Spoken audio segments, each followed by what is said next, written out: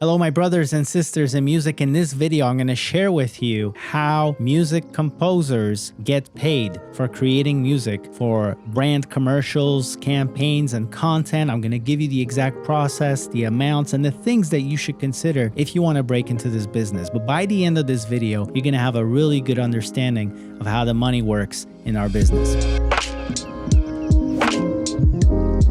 Welcome back to the channel, folks. Tommy Z here. This is The Anthem, and for this lesson, we're going to go over to my whiteboard of eternal wisdom, knowledge, and understanding. Here we go, folks. There are some constants in our business, but keep in mind that it will be different for every music production company that you will be dealing with, and it also depends on which region you'll be dealing with. Things are different in North America than they are in Europe than they are in Asia. But there are some constants in our business. One of them is a demo fee. A demo fee is something that's paid to a number of different composers during a project in order to present their fully polished demos. These are not half-finished sketches. These are not like ideas. These are things that the music producer like me will literally take and forward to the advertising agency. The advertising agency will then forward it to the client. And so therefore, the idea must be feeling complete. It cannot be half done. It cannot be like, hey, if you like this, then we can actually mix master it. No, you're actually getting paid a demo fee to create a fully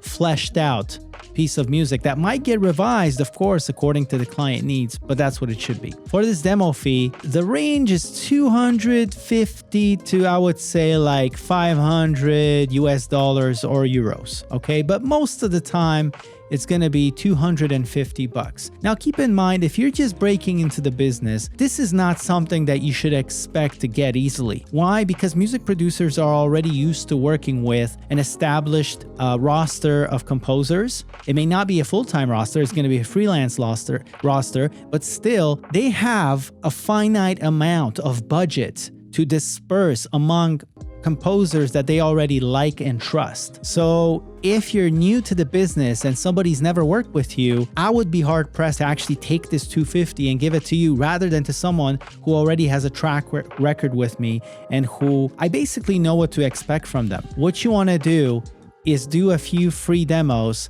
and deliver nothing but goosebumps, okay, folks? Don't think of these things, these free demos, as like people taking advantage of you or something like this. This has been a necessary part of the journey ever since this business was born, I think. You have to prove yourself first before people will actually start commissioning you and paying you. Because like I said, they cannot afford to spend $250 on somebody who they never work with. They have no idea what to expect from you. So it's only natural that it's good to actually take these free opportunities and use them as exactly that. Opportunities to show your pedigree, to show your superpower, to surprise the hell out of a music producer like me so that they're like, hey, I'd be silly not to give this person a try next time. So folks, every single busy, prolific composer that's already making a living from making music for brands, they have started this way. It all started with an email and a request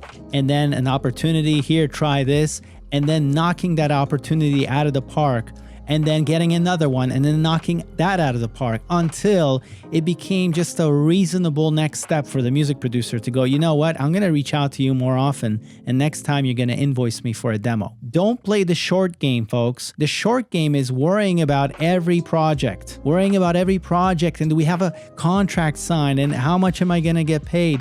I want you to just focus on solving problems for the people that you're in touch with. And you're gonna see later on why this is important. But that's what matters most. That's the perspective I want you to have. Somebody said, all right, I'm gonna give you a shot. I'm not gonna pay you just yet because I don't know you, but I'm gonna give you a shot. Show me what you can do. Folks, that is how careers start. I don't want you to discount that because you're not getting a demo fee. Everything will happen in the right time if you knock opportunities out of the park. Reality, money, career, everything will take care of itself, okay? That's the perspective I want you to have. So a bunch of composers are gonna write a bunch of demos, okay? And then as producers, we might say, you know what, we've listened to these demos. Yeah, these are not gonna cut it, but these 5 are gonna be a nice thing to submit to the brand. Then we submit these 5 to the brand. And usually it's the ad agency and the brand that will make the determination which one of these demos they like. So let us say that They found the demo, they like this one, and now a revision process starts. Once the revision process starts, almost at 100% say that this particular demo, after all of the revisions, is going to get to a final, what we call a final. This is the piece of music that's actually going to go on air. And then this particular demo, once they win, they will get what's called a final fee. Now, again, things are different depending on which music production company you're dealing with, but normally the final fee will be somewhere between $1,500 to maybe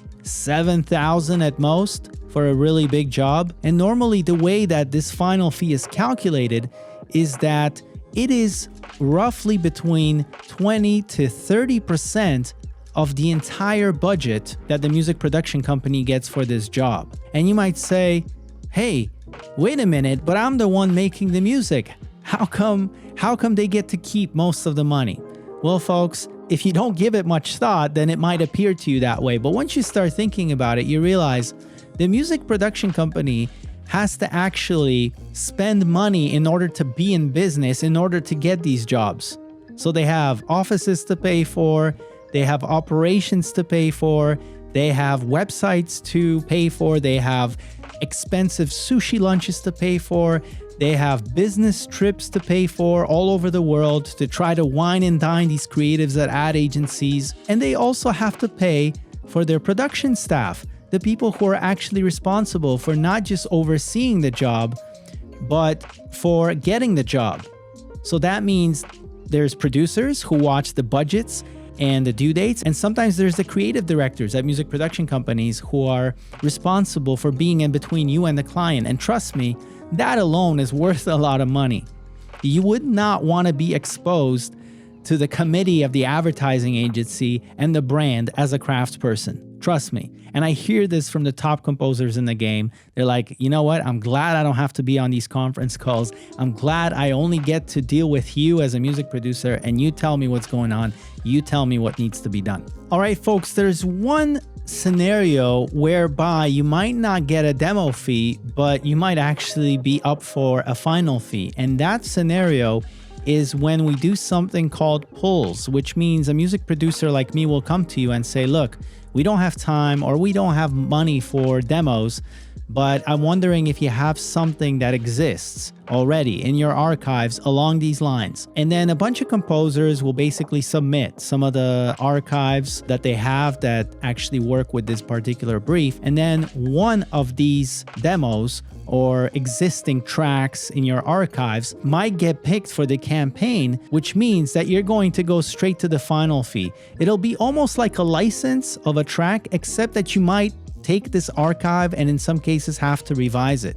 Now, there probably won't be any demo fee or revision fee for this, but you'll be revising the track knowing that you're actually going to make the final fee. Now, another component of payment that might be available for you is royalties or the backend. However, I'm not going to talk too much about this. And why? Because in North America, this is already not applicable. A lot of brands and agencies buy the music outright, so there's nothing to collect as far as royalties in North America.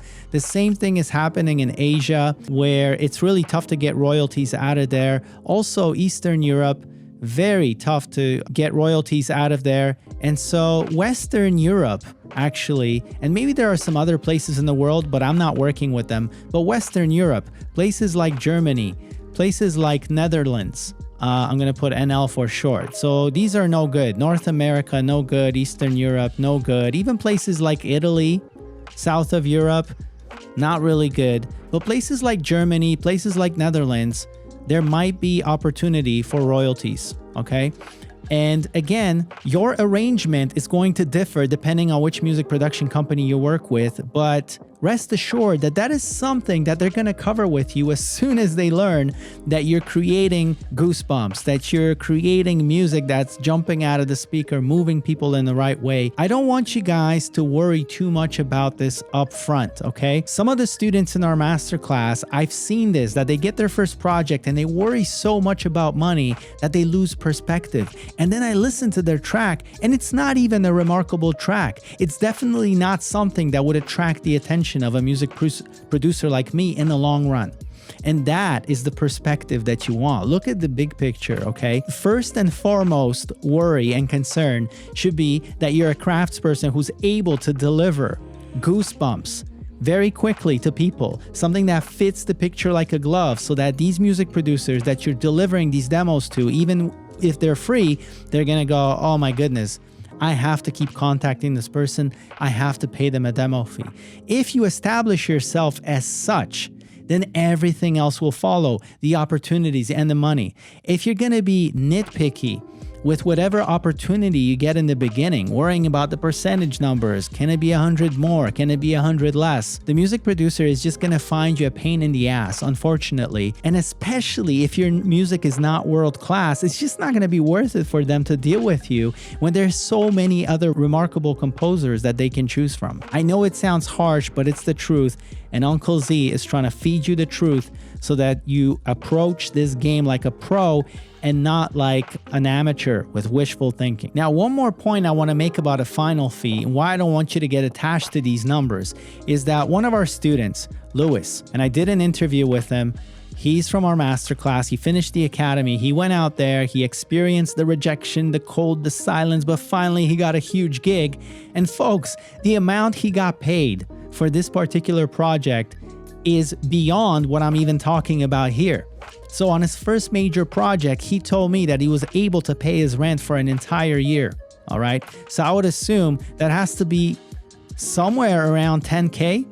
And when he told me this number, I was just blown away because I'm like, I don't remember paying a composer that much in any recent history. So folks, this is a testament to the fact that I don't want you to get too attached to the numbers. If you just follow the ritual and routine of continually contacting people, displaying your superpowers in a clear, crisp, and compelling way, and knocking the opportunities that come to you, even if they're free, because Lewis did a lot of free demoing in the beginning. Before landing this job, you're going to eventually hit a home run. So folks, let's sum everything up with some key points, all right? I don't want you to just focus on the budgets or the projects. I want you to focus, I'm sorry for my chicken scratch, focus on the people, all right? You're reaching out to these people. You're following up with them. Your entire aim is to get an opportunity, a free one, just to show your superpower, show how you communicate, show how responsive you are, show how reliable you are, and get to a point where, like I said, a music producer like me is going to be silly not to reach out to you on future projects. And I'm going to be silly not to set aside a demo fee for you. So focus on the people and not necessarily any given project. If you develop a relationship with a person and you're not nitpicking over every single budget and project, guess what's going to happen, folks? The first project might be free. The next project, you might get some money. The next project, you might even win a final fee. The project after that will be a low budget. The project after that will be a huge budget. I mean, when I look at the people that I've worked with for the past 10 years, okay, and I add up all the projects that we've done together, folks, the numbers are staggering. It's in the hundreds of thousands of dollars. And why?